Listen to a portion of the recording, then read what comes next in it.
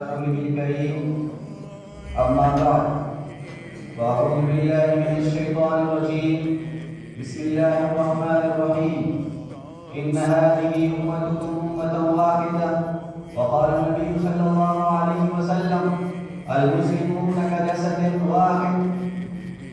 پھر سیاست چھوڑ کر داخل کے سارے دین ہو، پھر سیاست چھوڑ کر داخل کے سارے دین ہو. ملک و دولت ہے فقط حفظ حرم کا اتمر.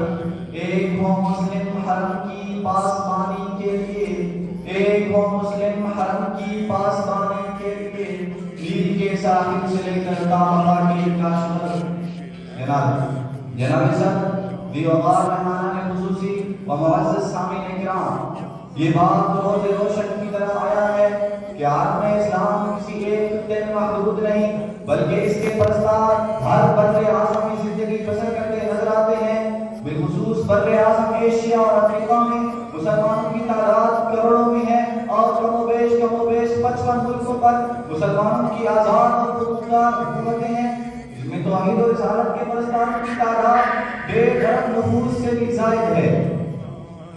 گویا اس پورے عرض کا ہر 6 آدمی دین اسلام کا پیروکار ہے، مگر مقام صد افسوس یہ ہے کہ امت مسلمہ میں فکر و نظر کی وحدت کا فقدان ہے اور مرکزیت کی شدید کمی ہے. ہم آہنگی اور یکجہتی نہ ہونے کے برابر ہے. ہر ملک ذاتی اور علاقائی مفاد کا اسیر ہے. رنگ و نسل اور رنگ و عجم کے خود گاڑ دیے گئے ہیں، جس کی وجہ سے مسلمان زوال رنگات کا شکار ہے. اقبال نے مسلمانوں کی ذلت اور پستی کو دیکھا اور تعلیم کی اولاد کو کھگالا.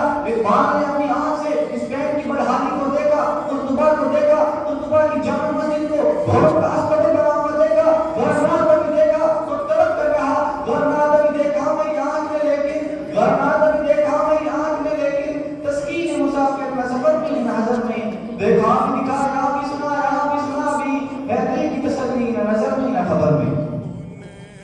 جناب صدر، آج پوری دنیا کے مسلمان شدت کے ساتھ یہ محسوس کر رہے ہیں کہ انہیں عربی و عجمی کی بنیاد پر تختہ مشق نہیں بنایا جا رہا، ان کے خلاف لسانی اور علاقائی بنیادوں پر جنگ نہیں کی جا رہی، بلکہ یہ ساری فوج کشیاں، یہ بحری بیڑے، یہ بیسک کٹر، یہ بھوکی فساد صرف اور صرف اس لیے ہے کہ ہم مسلمان ہیں اور لا الہ الا اللہ پڑھنے والے ہیں. مسلمانوں کو غلام بنانے کے لیے سب کچھ کیا جا رہا ہے، لیکن مسلمان مزاحمت کرتے ہوئے کہتے ہیں ہری ہے شان تمنا ابھی جڑی تو نہیں، ہری ہے شان تمنا ابھی جڑی تو نہیں، کبھی آگے جگر بجھی تو نہیں، جفا کی دیر سے گردن مفر شہروں کی کٹی ہے برسر میٹاؤں کا چھپی تو نہیں.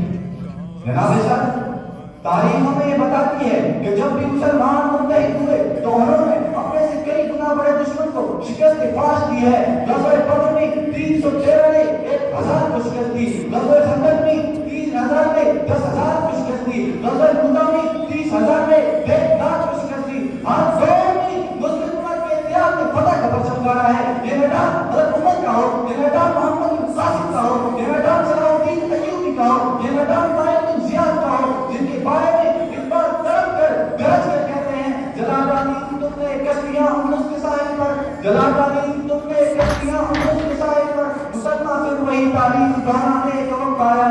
چلے تھے 313 جہاں سے تم مسلمان ہو، چلے تھے 313 جہاں سے تم مسلمان ہو، انہیں ماضی کی راہوں پر پلٹ جانے کا وقت آیا. جناب صدر، قدرت کے تمام مناظر ہمیں اتحاد اور اتفاق کا درس دیتے ہیں. اگر ہم ستاروں کو دیکھیں تو ستاروں کی وحدت شب کے اندھیروں کو چار کر کے رکھ دیتی ہے، اور پاؤں کی ٹھوکر سے یہ بات ثابت کی جا سکتی ہے کہ عظمت باطل دھوکہ ہے، یہ سبب کافی کچھ بھی نہیں. یہ عظمت باطل دھوکہ